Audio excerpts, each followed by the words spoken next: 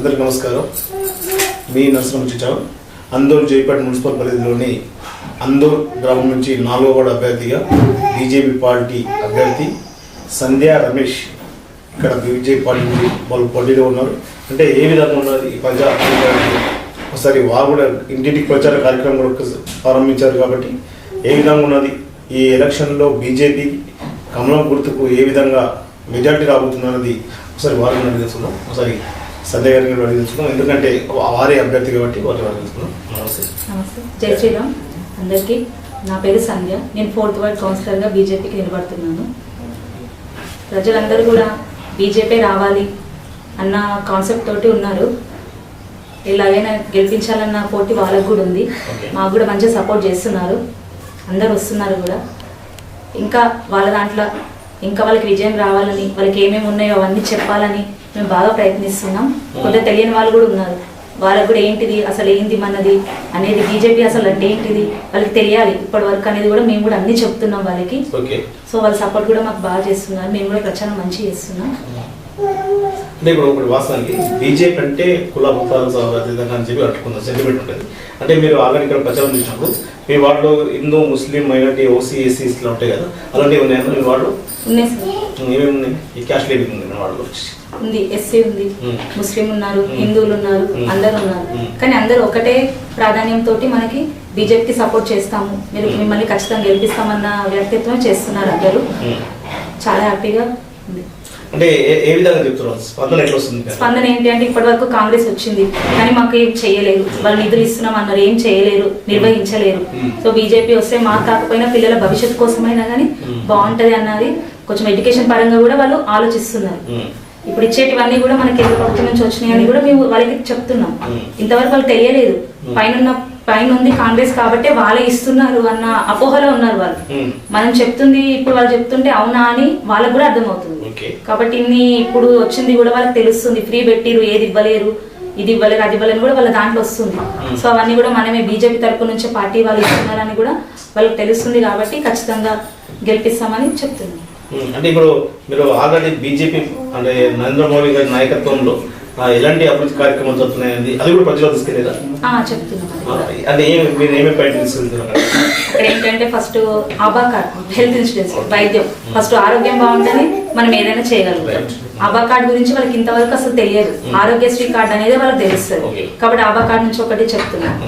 ఇంకోటి ఏంటంటే ఎడ్యుకేషన్ పరంగా పిల్లలకు కూడా ఇప్పుడు దీంట్లో నిరుద్యోగులు ఉన్నారు. ఇంట్లో ఉద్యోగ పరంగా కూడా 10th, ఇంటర్ తర్వాత కూడా ఏం ఎడ్యుకేషన్ తీసుకోవాలి, వాళ్ళకి ఏం తెలియాలి అనేది కూడా అది కూడా చెప్తున్నాం. అది కూడా కేంద్ర ప్రభుత్వం నుంచి వచ్చింది కాబట్టి. ఇంకోటి గ్యాస్, మనకి గ్యాస్ వచ్చేది కూడా అక్కడ నుంచి.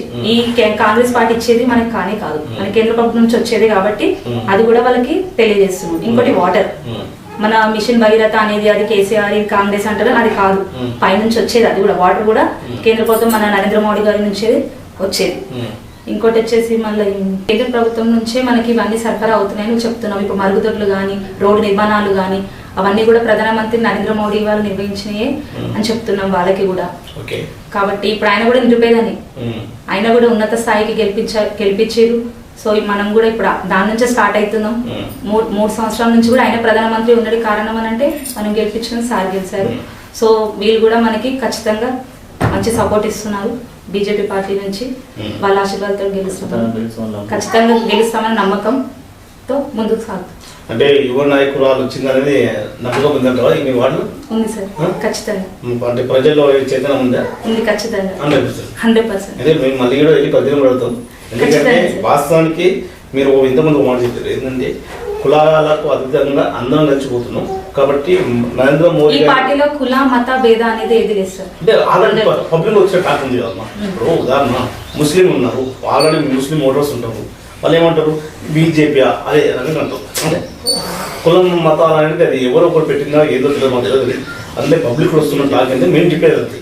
కాబట్టి మనం మీరు ఏమంటున్నారు బీజేపీ పరంగా పువ్వు గుర్తుపోటీ అని చెప్పి వెళ్తున్నారు. వెళ్ళినప్పుడు వాళ్ళు ఎటువంటి రెస్పాన్స్ ఇస్తున్నారు? వాళ్ళు కుల భేదం అనేది అయితే చూపిస్తలేదు సార్. ఖచ్చితంగా బీజేపీ అంటే నరేంద్ర మోడీ గారి నుంచి వాళ్ళకి తెలిసిందే. ఖచ్చితంగా వాళ్ళ నాయకత్వం రావాలి. మన పిల్లలకు కాకుండా పిల్లల భవిష్యత్ కోసమైనా కానీ బీజేపీని ఓటు వేస్తాం, గెలిపిస్తాం అని ధైర్యం ఇస్తున్నారు సార్. 100%. ఇప్పుడు బ్యాలెట్ పేపర్ లో మీకు నంబర్ ఎంత వచ్చింది? బ్యాలెట్ నెంబర్లో మొదటి నెంబర్ వచ్చింది సార్. కమలం పువ్వుకు ఓటేసి మన ఆడబిడ్డని ఇంతవరకు వచ్చేది మన ఆడబిడ్డగా ఇప్పుడు ముందుకు వస్తున్నాను. వాళ్ళ ఆశీర్వాదం అందరు కావాలి, ఖచ్చితంగా గెలిపిస్తారని కోరుకుంటాను. ఇప్పుడు ఆల్రెడీ ఉదయంతో పాటు మీరు ప్రచారంలో కొనసాగుతారు కాబట్టి ఎట్లా ఉంది అంటే పబ్లిక్లో ఎట్లా ఉంది టాప్ అందులో? చాలా బాగుంది అసలు 100% గెలిపిస్తారనే నమ్మకం అయితే ప్రజల నుంచి మాకు వస్తుంది. ఓకే, మేము కూడా మొదటిసారిగా ప్రజల్లోకి వెళ్ళాం కాబట్టి వాళ్ళ కష్ట సుఖాలు అనేది ప్రత్యక్షంగా తెలుసుకుంటున్నాం. ఏం తెలిసింది కష్ట సుఖాలు ఏం తెలిసినాయి? కష్ట సుఖాలు అంటే మొన్న రీసెంట్గా చేపల గల్లి అని ఒక ముసలావిడ చిన్న గుడిసె వేసుకొని ఉన్నారు. ఓకే, ఆమె కరెంట్ లేని పరిస్థితి. మేము ప్రచార భావంలో ఆమె దగ్గరికి వెళ్ళాం. ఏమన్నది నాకు ఒక లైట్ అయిన బిడ్డ, లైట్ అయిపోయిన బిడ్డ. మేమేం చేసాము, తక్షణ సహాయంగా నెక్స్ట్ మరుసటి రోజునే వైర్ తెప్పించి ఆమెకు లైట్ సరఫరా చేసినాం. ఆమె లోపల సంతోషం అయితే మాకు బాగా అనిపించింది. ఆమె అటువంటి పెద్ద మనుషుల ఆశీర్వాదం మాకు ఉంటుందని అనుకుంటున్నాను నేను. అలాగే మేము ప్రచారంలో భాగంగా చాలా మంది కూడా అర్హులైన డబుల్ బెడ్రూమ్లో అర్హులైన వారు ఉన్నారు. ఎవరికి ఇచ్చిన మా డబుల్ బెడ్రూమ్లని అంటే డబుల్ బెడ్రూమ్ ఎవరికి రాలేవు. ఉంది ఉంది ఆల్రెడీ ఉంది. జోపేటకు సంబంధించిన వాళ్ళను కూడా ఇక్కడ మా అందరూ గ్రామంలో డబుల్ బెడ్రూమ్ లో ఇచ్చారు కాబట్టి వాళ్ళకు కూడా ప్రజల లోపల ఉంది. మా ఊరి ప్రజలు కాకుండా జోపేట వాళ్ళకి ఎలా ఇస్తారు? మాకు ఇవ్వకుండా మాకు ద్రోహం చేశారనే అపోహ అయితే ప్రజల లోపల ఖచ్చితంగా ఉన్నది. మనకు తెలిసిన సమాచారం ఏంటంటే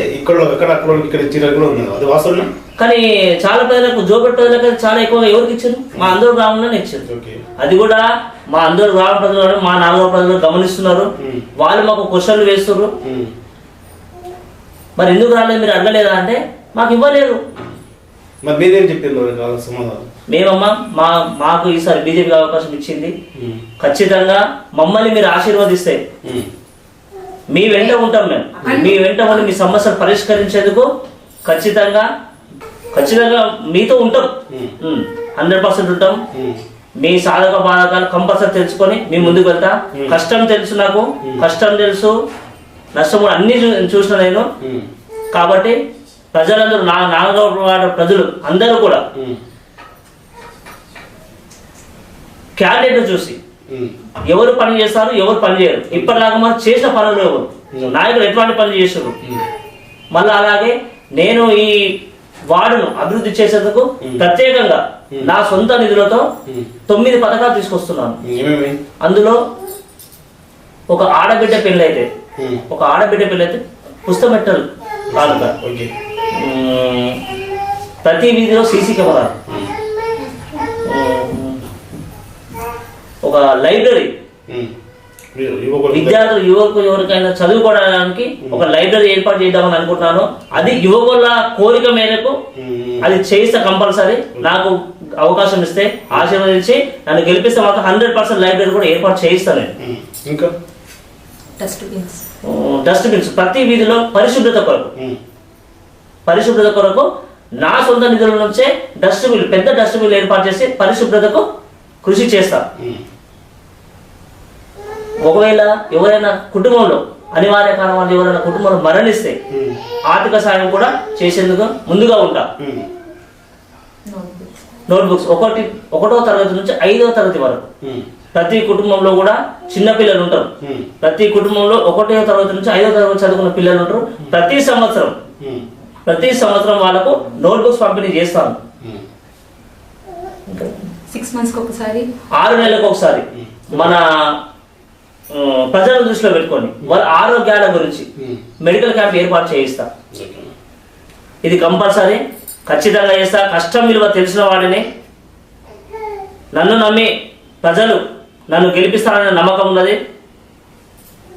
నన్ను గెలిపిస్తే మీతో మీ వెంటే ప్రతి సమస్యలో మీ వెంబడి ఉండి పరిష్కరిస్తానని నమస్కరిస్తున్నాను. ఇప్పుడు వాస్తవానికి ఇప్పుడు గెలిపోవటం సాధ్యం. గెలిచినా గెలవకుండా మీరు సేవలో ఉంటారా? అంటే ప్రజల్లో ఉంటా. ప్రజాసేవకి ఇప్పుడు ఆల్రెడీ సేవ చేయడానికి వాస్తవానికి ఇప్పుడు ఏం చేస్తున్నారు? మీరు ఇప్పుడు సేవకులే. అవునన్నా. ప్రజా తీర్పు ఇచ్చి నీకు ఓటేసినంత సేపల్లో నువ్వు కౌన్సిలర్ అయిపోయినావు అంటే నువ్వు గొప్ప కాదు కాదన్న. అది ఎప్పుడు కూడా నేను సేవకునివే. అంటే వాళ్ళకి సేవ చేయవలసిన బాధ్యత నీది. కాబట్టి వాళ్ళు ఎన్నుకునేది నిన్ను కౌన్సిలర్ ఓటేసి వాళ్ళు గెలిపిస్తే నాది ఏదైనా పని ఉంటే నువ్వు చేయాలని చెప్పి నీకు ఓటేస్తారు. కాబట్టి అది నువ్వు ఉపయోగించుకోవాలంటే నువ్వు సేవకుడి లాగా ఉంటావు. ఎట్లుంటావు? సేవకుడి లాగానే ఉంటాను. 100% సేవకుడి లాగానే ఉంటాను. ఒక కౌన్సిలర్ గా మాత్రం ఉండను, అలా ప్రవర్తించను కూడా. వాళ్ళతో ఒక వ్యక్తిలాగా, వాళ్ళ కుటుంబ వ్యక్తిలాగా కలిసిపోతా. ఇది నా వార్డు ప్రజలకు కూడా తెలుసు. నా యొక్క గుణం ఏమిటో, నేనేమిటో వాళ్ళకి తెలుసు. 100% ఒక కౌన్సిలర్ గా కాకుండా వాళ్ళ కుటుంబ వ్యక్తిలాగా కలిసిపోతాను. ఇప్పుడు వాస్తవానికి ఇప్పుడు మీరు కాదు ఇక్కడికి వస్తే అవునా? కాబట్టి ఎట్లా ఉండబోతుంది గెలిస్తే వాళ్ళతో ఎట్లా ఉండబోతుంది? గెలిస్తే ఇప్పటి వరకు ఎలా ఉన్నానో ఇది వరకు కూడా వాళ్ళతో అలాగే ఉంటా. కౌన్సిలర్ కదా, పబ్లిక్ కూడా చెప్పండి ఇప్పటిదాకా ఎట్లుంటుంది? ఇది వరకు కూడా నార్మల్ గా వాళ్ళ ఇంటి ఆడబిడ్డలాగానే అన్నిట్లో పాల్గొనేదాన్ని, మంచికి వెళ్ళేదాన్ని, చెడుకి వెళ్ళేదాన్ని.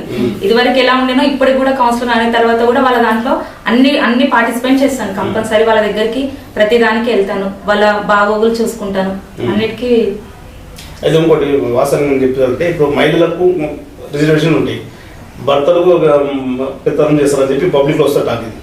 కాబట్టి రమేష్ అన్న లేకున్నా నువ్వు సేవా కార్యక్రమంలో ఉంటావా? ఉంటాను కంపల్సరీ, 100%. ఎందుకంటే పల్లె మేము ఉన్న చెప్తుంటే ఖచ్చితంగా కంపల్సరీ పాల్గొంటాం. రమేష్ అన్న తన పని మీద వెళ్ళిపోతారు. మీరు వాళ్ళ మీకు అదృష్టం కలిసి వచ్చి ప్రజా తీర్పిచ్చి మీకు అవకాశం ఇచ్చారు అనుకోండి, వారికి సేవా కార్యక్రమంలో ఉండాలి. ఖచ్చితంగా చేస్తాను. చేస్తారు కదా? ఖచ్చితంగా. ఏదైనా మీతో కాని ఉంటే అన్న చెప్తే అది వేరే ఉంటుంది. ఎందుకంటే జనరల్ గా ఇప్పుడు అందుబాటులో ఇంటి దగ్గర ఉండేది ఆడపడచ్చు. కాబట్టి ఇంటిగా ఉంటారు కాబట్టి మీరు లోకల్ ఏమన్నా మీకు తెలుస్తుంది. కాబట్టి ఆయన ఏదో బిజినెస్ తీసుకోవాలి కాబట్టి ఆయన బిజినెస్ గా ఆయన వెళ్ళవలసి వస్తుంది. కాబట్టి అప్పుడు ఆ టైంలో మీరు ఇక్కడ దగ్గర ఉన్నప్పుడు వాళ్ళకి సేవ చేయాలి.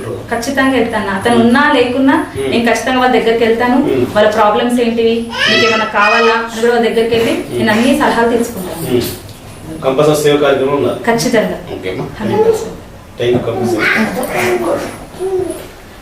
బ్యారెల్ నంబర్లో మొదటిది పువ్వు గుర్తు.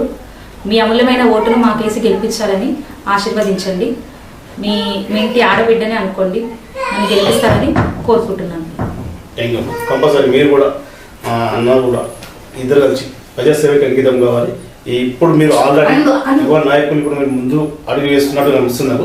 ఇంతకుముందు అయితే పోటీ చేయాలంటున్నారు. కాబట్టి ఇప్పుడు పోటీకి మీరు రెడీ అవుతారు. కాబట్టి ఒకవేళ గెలిచినా ఓడినా ప్రజల్లో ఉంటామని ఇంతకుముందు చెప్పినట్టే అదేవిధంగా గెలిచినందుకు కూడా ప్రజాసేవకు అంకితమే ఉండాలని మనస్ఫూర్తిగా కోరుకుంటున్నాం.